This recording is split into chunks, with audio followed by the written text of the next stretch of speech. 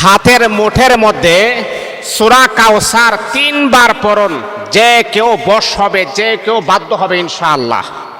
মনে করেন অনেক সময় আছে যে ছেলে মেয়ে কথা শুনে না, ছেলেটা অন্য একটা নারীর সাথে তার সম্পর্ক, সেই নারীকে আমরা কখনো গ্রহণ করে নিব না, তার বংশ মর্যাদা আমাদের সাথে যাই না, এমনটা অনেক সময় হয়ে যায়।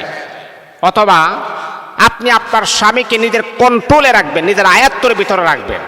কারণ আপনার স্বামী ঘর থেকে বের হয়, আপনার স্বামীর চেহারা সুন্দর, তা আপনার স্বামীকে নিয়ে আপনি একটু দ্বিধাদ্বন্দ্বের ভিতরে আছেন, সন্দেহজনকভাবে আছেন। যদি অন্য কোনো নারীর প্রতি আসক্ত হয়ে যায় তাহলে তো সে আমাকে আর ভালোবাসবে না। এখন যেই পরিমাণ আমার প্রতি মহাব্বত, যেই পরিমাণ আমার প্রতি টান, সংসারের প্রতি যেই পরিমাণ তার টান, যখন আরেকটা নারীর ফাঁদে যখন পড়ে যাবে আমার প্রতি টান মহাব্বত সবগুলা ডিলেট হয়ে যাবে। তো এই আমলটা আপনি আপনার স্বামীর জন্য করতে পারেন, কোনো সমস্যা হবে না। হে আমার বাবা, যদি আপনি চান যে আপনার স্ত্রীকে আপনি কন্ট্রোলের ভিতরে রাখবেন, যাতে করে আপনার স্ত্রী আপনার কন্ট্রোলের ভিতরে থাকে, আপনার স্ত্রীর চেহারা সুন্দর, আপনি ভয় পাইতেছেন আমার স্ত্রীকে ঘরে রেখে আমি আবার বাইরে কাজ করতে যাব, না জানি কোনো সমস্যা নিয়ে হয়ে যায়, একটা ভয় আপনি পাচ্ছেন। আপনার স্ত্রীকে যদি আপনি আপনার হাতের মুঠের মধ্যে রাখতে চান, আপনার স্ত্রীকে যদি আপনি কন্ট্রোলের ভিতরে রাখতে চান, তাহলে সূরাতুল কাউসারের কোনো বিকল্প নাই। আল্লাহ পাক রব্বুল আলামিন সকল সমস্যার সমাধান আমার আল্লাহ 30 পারা কোরআনের ভিতরে আমার আল্লাহ দিয়েছেন। আহারে, আজকে আমরা কোরআন ছাড়া ভিন্ন পথে আমরা হাঁটতেছি, কোরআন ছাড়া আমরা ভিন্ন পথে হাঁটি শান্তি তালাশ করার জন্যে। মনে রাখবেন, আজীবন আপনি ঘুরতে পারেন কিন্তু মনের ভিতরে প্রশান্তি আপনি কখনো লাভ করতে পারবেন না। আর মনের ভিতরে প্রশান্তি আসবে কখন? কোরআনের কাছে আসবেন যখন। আল্লাহ পাক রব্বুল আলামিন কোরআনুল কারীমের ভিতরে আমার আল্লাহ বড় সুন্দর করে বলেন, এ আমার বান্দা, এই কোরআনটাকে আমি আল্লাহ নাজিল করলাম, ওয়া নুনাজ্জিলু মিনাল কুরআনি মা হুয়া শিফাউ ওয়া রাহমাতুল লিল মুমিনিন।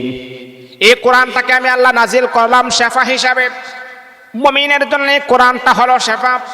মুমিন যখন অসুস্থ হয়ে যাবে, এই কোরআনটা যদি সুন্দরভাবে মুমিন ব্যবহার করতে পারে তাহলে আমি আল্লাহ তাকে সুস্থতার নিয়ামত দান করে দিব।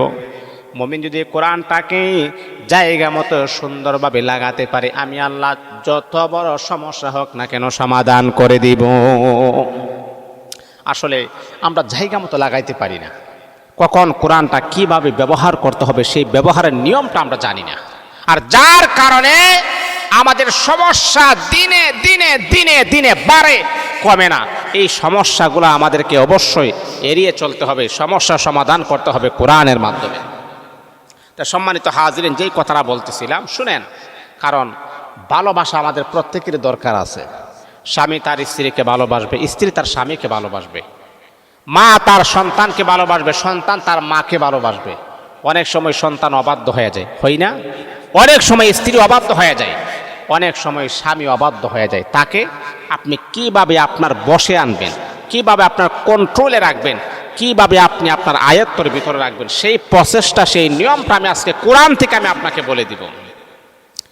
আমার রাসূলের মন যখন খারাপ ছিলেন, বেঈমান কাফের নাস্তিকরা যখন আমার রাসূলকে যখন বলা শুরু করলেন মুহাম্মদের কোনো ছেলে নাই, মুহাম্মদের পরস্পরা বংশ রক্ষা করার মতো কোনো লোক নাই, আমার নবীর মনটা খারাপ। আহারে, তারা আমাকে এই কথা বলে, আমার কোনো ছেলে নাই। আল্লাহর হাবিবের কিন্তু 4টা মেয়ে, কিন্তু কোনো ছেলে নাই। ছেলে হয়েছিল কিন্তু মারা গেছে তারা। আর ছেলেদেরকে আল্লাহ পাক নিয়েছেন, এটার ভিতরে অনেক হিকমত আছে, এটার ভিতরে অনেক হিকমত আছে। কারণ আমার নবী হচ্ছে আখিরি নবী, আমার নবীর পর আর কোন নবী নাই। কারণ ওই সময় বেঈমান কাফেররা যদি আমার নবীর পরে নবী হওয়ার কোনো সিরিয়াল থাকতো, তাহলে হাদিসের ভিতরে আসছে আল্লাহ পাক আবু বকর ওমরকে নবী বানায় দিতেন। যেহেতু সিরিয়াল নাই, আমার নবী শেষ, উনি প্রথম, উনি শেষ, আমার নবীর পর আখিরি নবী আর বলতে কেউ নাই। তো ওই সময় কাফেররা আমার নবীর যে ছেলেগুলা ছিল যদি মরে না যাইতো তাহলে তারা কি করতেন, তারা যাইতে আমাইতে আমার নবীর ছেলে তারা নবী বানায় দিতেন, আখেরি নবী বানায় দিতেন। তাহলে দুনিয়ার মাঝে একটা ফিতনা সৃষ্টি হইতো না? এই জন্যে বাবা আল্লাহ পাকের অশেষ মেহেরবানি তাদেরকে অতি অল্প বয়সে তাদেরকে নিয়ে গেছেন। তো যাই হোক, যে কথাটা বলতেছিলাম যে আমার নবীকে তারা নবীর বংশ নাই, নবীর বংশ এই লেজ কাটা এই সেই বলা শুরু করলো। নবীর মনটা খারাপ। আল্লাহ পাক রব্বুল আমিন জিবরাইল আমিন ফেরেশতাকে আমার আল্লাহ পাঠায় দিলেন, সূরা কাউসার নাজিল করে পাঠালেন। জিবরাইল আমিন ফেরেশতা আল্লাহর হাবিব বিশ্ব নবী মুহাম্মদুর রাসূলুল্লাহ সাল্লাল্লাহু আলাইহি ওয়াসাল্লামের কাছে এসে বলে, নবী মুহাম্মদ, আপনার জন্য একটা সুসংবাদ নিয়ে আসছি গো নবীজি। ও নবী, আপনি মন খারাপ করবেন না গো নবীজি। আপনাকে তারা বলে আপনার বংশ নাই, কিন্তু আপনি জানেননি আল্লাহ পাক রব্বুল আলামিন আমাকে জানায় দিয়েছে আমার নবীকে বলে দাও আমার নবীর বংশ নাই। কে বলেছে তাদের বংশ নাই?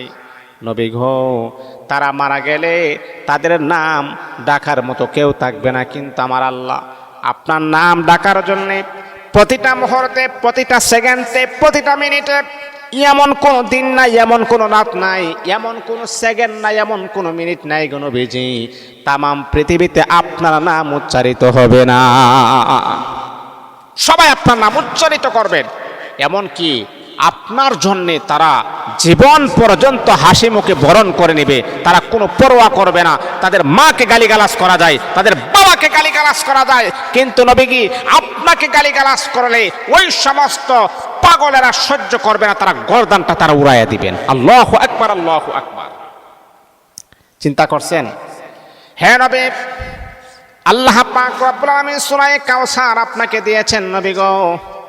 নবীজিকে সূরা কাউসার জিবরাইল আমিন ফেরেশতা শোনালেন, ইন্না আ'তাইনাকাল কাউসার ফাসাল্লি লিরাব্বিকা ওয়ানহার ইন্না শানিআকা হুয়াল আবতার। আল্লাহু আকবার, আল্লাহু আকবার। নবী আপনি লেজ কাটা না, তারা হলো লেজ কাটা, তারা হলো নির্বংশ, আপনি বংশধর। আল্লাহু আকবার, আল্লাহু আকবার। আমার নবী খুশি হয়ে গেছে, আমার নবী আনন্দিত হয়ে গেছে, আমার নবীর অন্তরের ভেতর উৎফুল্লতা সৃষ্টি হয়ে গেছে। আল্লাহু আকবার। তাহলে বন্ধুরে আমার, সূরাতুল কাউসার পড়লে মনের ভিতরে প্রশান্তি লাভ হয়, ভালোবাসার ভিতরে বরকত আসে, স্বামী স্ত্রী ভালোবাসাটা আরো গভীর হয়। আপনার স্বামী যদি আপনাকে মোহাব্বত কম করে, আপনার স্ত্রী যদি আপনাকে মোহাব্বত কম করে, অথবা সন্তান যদি কথা না শুনে, মেয়েটা যদি আপনার কথাবার্তা না শুনে, তাহলে মেয়েটাকে কিভাবে আপনি বশ করবেন? সন্তানটাকে কিভাবে আপনি বশ করবেন? স্বামী অনেক সুন্দর, ঘর থেকে বের হইলে আপনার বড় বই লাগে না জানি, আমার স্বামী অন্য কোনো নারীর প্রতি আসক্ত হয়ে যায়, বড় বিপদের ভিতরে আছেন। আপনার স্বামীকে কিভাবে আপনার বশের ভিতরে রাখবেন? এই সূরার আমলটা যদি আপনি সুন্দরভাবে জানতে পারেন, আল্লাহর কসম আপনার স্বামী আপনাকে ছাড়া দ্বিতীয় কোনো নারীর দিকে চোখ তুলেও তাকাবে না। এই আমলটা কখন করবেন? আমি আমলটার নিয়মটা বলে দিচ্ছি। যখনই আপনি করবেন, উযু করে আপনি করবেন, পবিত্রতা অর্জন করে আপনি আমলটা করবেন। ফজরের পরে করতে পারেন, এশারের পরে করতে পারেন, যেই কোনো সময় আপনি করতে পারেন, কোনো সমস্যা নাই। প্রথমে আপনি যাই নামাজে আপনি বসবেন, যাই নামাজে বসার পরে, উযু করে বসার পরে আপনি এই যে 3 বার দুরুদ ইব্রাহিম পড়বেন, যেটা আমরা নামাজের ভিতরে যে দুরূদ শরীফটা পড়ি, সেই দুরুদ ইব্রাহিমটা পড়বেন। পারেন না এটা? আল্লাহুম্মা সাল্লি আলা মুহাম্মাদি ওয়া আলা আলি মুহাম্মাদ কামা সাল্লাইতা আলা ইব্রাহিম ওয়া আলা আলি ইব্রাহিম ইন্নাকা হামিদুম মাজিদ। আল্লাহুম্মা বারিক আলা মুহাম্মাদি ওয়া আলা আলি মুহাম্মাদ কামা বারাকতা আলা ইব্রাহিম ওয়া আলা আলি ইব্রাহিম ইন্নাকা হামিদুম মাজিদ। এই যে দুরূদ ইব্রাহিমটা 1 বার, 2 বার, 3 বার আপনি পড়বেন। কারণ দুরূদ শরীফ না পড়লে সেই দোয়াটা কিন্তু ঝুলন্ত অবস্থায় থাকে, সেই দোয়াটা কবুল হয় না। যেই দোয়ার ভিতরে রাসূলের নামে দুরূদ শরীফ নাই, সেই দোয়াটা আসমান এবং জমিনের মাঝখানে ঝুলন্ত অবস্থায় থাকে। যখন আপনি দুরূদ শরীফ পড়েন, অতি দ্রুত আমার আল্লাহ কবুল করে নেন। এই জন্যে দোয়া করার আগে, আমলটা কবুল করানোর আগে আপনি দুরূদ শরীফের কোনো বিকল্প নাই, দুরূদ শরীফ আপনি পড়বেন। দুরূদ শরীফ আপনি 3 বার, তারপর ইস্তিগফার আপনি 3 বার পড়বেন। আস্তাগফিরুল্লাহ রাব্বি মিন কুল্লি যামবি ওয়া আতুবু ইলাইহি লা হাওলা ওয়ালা কুওয়াতা ইল্লা বিল্লাহিল আলিয়্যিল আযীম। এমন করে করে আপনি 3 বার ইস্তেগফার আপনি পড়বেন। এ বন্ধু আমার, তারপরে আপনি সুন্দর করে আপনি আল্লাহ পাক রব্বুল আলামিনের 114 খানা সূরার ভিতরে সবচাইতে ছোট সূরা হলো সূরাতুল কাউসার আপনি পড়বেন। সূরাতুল কাউসারটা পড়ার আগে হাতটাকে এভাবে রাখবেন, রাখার পর আপনি পড়বেন আউযু বিল্লাহি মিনাশ শাইতানির রাজিম, বিসমিল্লাহির রহমানির রহিম, ইন্না আ'তাইনাকাল কাউসার ফাসাল্লি লিরাব্বিকা ওয়ানহার ইন্না শানিআকা হুয়াল আবতার। তারপরে আপনি এইভাবে আপনি ফু দেওয়ার আগে বলবেন, আল্লাহ আমার স্বামীকে আমার প্রতি বশ করে দাও, বাধ্য করে দাও। এইভাবে মুট করে ফেলবেন। আবারও আপনি পড়বেন ইন্না আ'তাইনাকাল কাউসার ফাসাল্লি লিরাব্বিকা ওয়ানহার ইন্না শানিআকা হুয়াল আবতার। আবারও ফু দিবেন, আবার বন্ধ করে ফেলবেন। এইভাবে 3টা ফু দিবেন। ফু দেওয়ার পর বন্ধ করে ফেলবেন। তারপরে আপনি 3 বার পড়বেন ইয়া যাল জালালি ওয়াল ইকরাম, ইয়া যাল জালালি ওয়াল ইকরাম, ইয়া যাল জালালি ওয়াল ইকরাম। 3টা ফু দিবেন। একটা ফু দিয়ে তাড়াতাড়ি আপনি মুনাজাত করবেন। মানে ইয়া যাল জালালিল ইকরাম পরে ফু দেওয়ার পরে মুনাজাত করবেন। মুনাজাতের মাধ্যমে আপনি আল্লাহর কাছে আপনার কথাগুলো ব্যক্ত করবেন। রব্বুল আলামিন, আল্লাহ আমার স্বামী আমাকে যেই পরিমাণ মহাব্বত করে, যেই পরিমাণ ভালোবাসে মৌলা, আমার স্বামীকে তুমি তোমার কুদরতি হাওলাতে আমি ছেড়ে দিলাম। আল্লাহ আমার স্বামীকে তুমি আমার কন্ট্রোলের ভিতরে রেখে দাও, আমার প্রতি বাধ্য করে দাও, বশ করে দাও।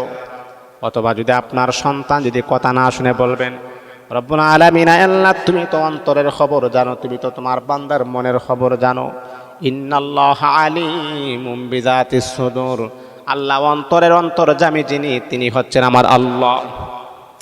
আয় আল্লাহ আমার সন্তান কথা শুনে না, আয় আল্লাহ আমাদেরকে গালিগালাজ করে। যদি আমি আমার সন্তানকে বলি বাবা রে এই পথে যাও, ওই পথে যেও না, কিন্তু আমার সন্তান যেই পথে না করি সেই পথেই যাই। আল্লাহ আমার সন্তানকে আমার প্রতি বাধ্য করে দাও, বশ করে দাও, আমার প্রতি তার মহাব্বত ঢেলে দাও। আমি যে মা, আমাকে যেন মহাব্বত করে আমার পরামর্শ অনুযায়ী যেন সে চলে। আল্লাহ আমার সন্তানকে তুমি বাধ্য করে দাও। ও বন্ধু আমার, আপনার প্রয়োজন, আপনার হাজতগুলাকে আপনি সূরাতুল কাউসার পরে যেই নিয়মে আমি বলেছি এই নিয়মে আপনি বলবেন।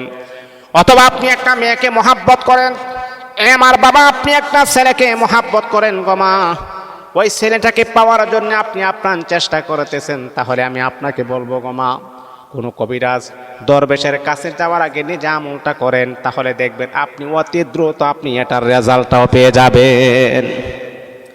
হে আমার বাবা, এই মেয়েটাকে আপনি অত্যন্ত মহাব্বত করেন, অত্যন্ত ভালোবাসেন, ওই মেয়েটাকে পাওয়ার জন্য আপনি হাজার হাজার লক্ষ লক্ষ টাকা পয়সা আপনি খরচ করেছেন, তাহলে আমি আপনাকে বলবো এই আমলটা আপনি করেন একান্ত ভরসা নিয়ে, আল্লাহ পাকের উপরে পরিপূর্ণ তাওয়াক্কুল, পরিপূর্ণ ভরসা নিয়ে আমলটা আপনি করেন।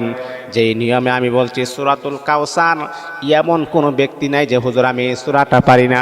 যেই ব্যক্তির মক্তবে কোনো সময় আসে নাই, যেই ব্যক্তি মসজিদে আসে নাই, কিন্তু আপনি যদি বলেন যে ভাই একটা সূরা বলেন, তখন আপনি দেখবেন তার মুখ দিয়ে সূরাতুল কাউসার বের হয়ে যাবে। কারণ এই সূরাটা এতটাই ছোট যে কোনো মানুষ এই সূরাটা মুখস্থ করার ব্যাপারে সে একেবারেই পারে, কোনো সমস্যা হয় না। এই সূরাটার আমলটা আপনি করবেন, তাহলে আপনার প্রিয় মানুষ আপনার বাধ্য হবে, আপনার প্রিয় মানুষ আপনার প্রতি আকৃষ্ট হবে, আপনার প্রিয় মানুষ আপনার প্রতি বশ হবে। যদি আপনি এইভাবে যদি হাতের মুঠে সূরাতুল কাউসার পড়েন, যে কোনো মানুষকে আপনি বাধ্য এবং বশ করতে পারেন। এমনও হতে পারে এমনও হতে পারে আপনার যে মালিক, আপনার যে বস আপনার কথা শোনেন, আপনার প্রতি মহাব্বত নাই, আপনার বসকেও আপনার প্রতি আকৃষ্ট করতে পারবেন, বশ করতে পারবেন।